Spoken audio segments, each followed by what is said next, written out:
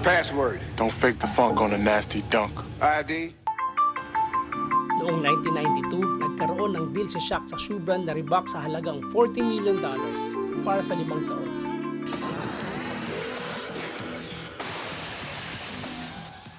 Pero dahil sa isang pangyayari ay nagbago ang pananaw ni Shaq.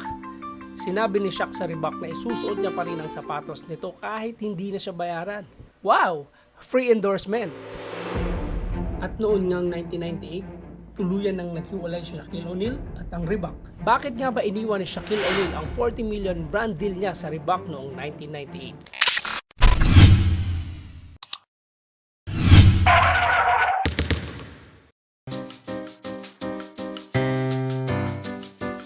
Pero ang totoo, tinamaan si Shaq sa sinabi ng nanay ng kanyang isang fan. Isang araw palabas siya ng Orlando Arena, nilapitan siya ng ginang at sinabi nito kay Shaq na napakamahal ng presyo ng kanyang sapatos para sa kabataan na nagkakahalaga ng $70 noon. Noong mga panahong yon, nasa 1 to 27 pesos ang exchange rate. So mga nasa 1.8 siya. So medyo mataas siya noong panahong yon.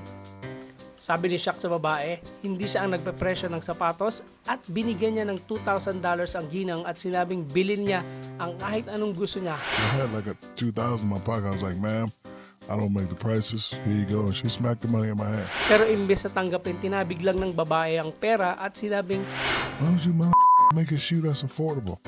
dito na-realize ni Shaq na tama ang babae at sa araw na yon, pinutol niya ang ugnayan niya sa Reebok. And I thought about it. And I was like, you know what? She's right. At nakipagnegosasyon siya sa Walmart para gumawa ng kanyang sariling shoe brand. Itinayo ni Shaq ang Dunkman brand at ang price range, $29 to $19 lang. Noong panahon yun, mga nasa around 700 to 450 pesos lang yung sapatos sa Shaq. So napakamura niya. Nakipagsabayan man si Shaq sa malalaking brand ng sapatos ay umabot pa rin sa 120 million pairs ang naibenta ni Shaq sa loob ng 10 taon simula nang i-launch ang Dunkman brand. At sa kasalukuyan, ang dating nag-reject sa 40 million brand endorsement deal ay presidente at part owner na ngayon ng brand na Reebok. Para sa ganitong istorya, i-follow nyo ako sa aking social media accounts. Bolahan TV.